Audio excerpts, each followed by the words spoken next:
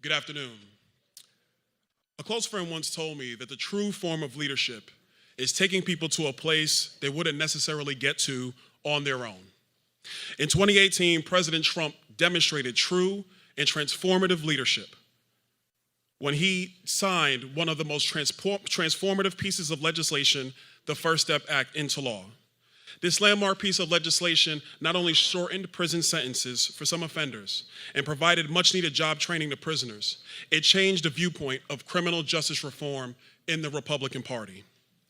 In 2017, I filed a bill to raise the felony theft threshold in Florida from $300 to $1,500, a threshold that had not been raised since 1986. At that time, in the Republican caucus in Florida, I felt alone in wanting to have the substantive changes to our criminal justice system that were definitely needed in the state of Florida. That bill died in 2017, but when I saw what the president accomplished, what many said never would or could be done, it renewed my beliefs that true criminal justice reform, which keeps our communities safe, but allows ex-offenders a real opportunity to come home and be successful, can be achieved in the United States. The president's leadership gave me the courage to file Florida's version of the First Step Act earlier this year. And although we fell short in Florida, the ground has been laid for real reforms in our state. What is now possible in Florida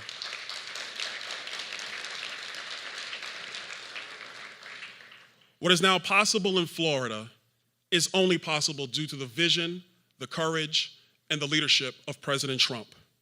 The '94 crime bill was one of the most draconian pieces of legislation ever passed. For more than 20 years, that crime bill, which was passed by Democrats and Republicans, saw incarceration rates soar, especially in the Black community. While many organizations on the left and the right started calling on Washington to reverse the '94 crime bill, in typical Washington fashion, the politicians talked, but they did very little.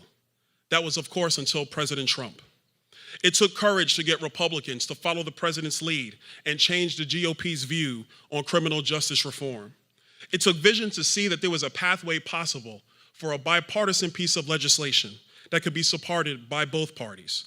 And it took leadership to stand against 20 years of public policy that did a fantastic job of incarceration, but a terrible job of rehabilitation. They said working on a second step could never happen.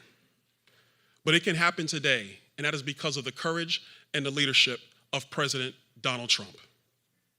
For his leadership and courage, it's my pleasure to stand here today with Matthew Charles, who's going to come to the podium and introduce the president. And together today, we are going to award him with the 2019 Bipartisan Justice Award.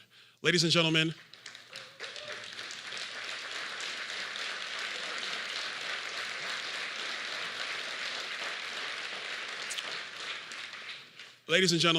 my good friend Matthew Charles, whose life was changed by the First Step Act. Please give him a round of applause. Thank you.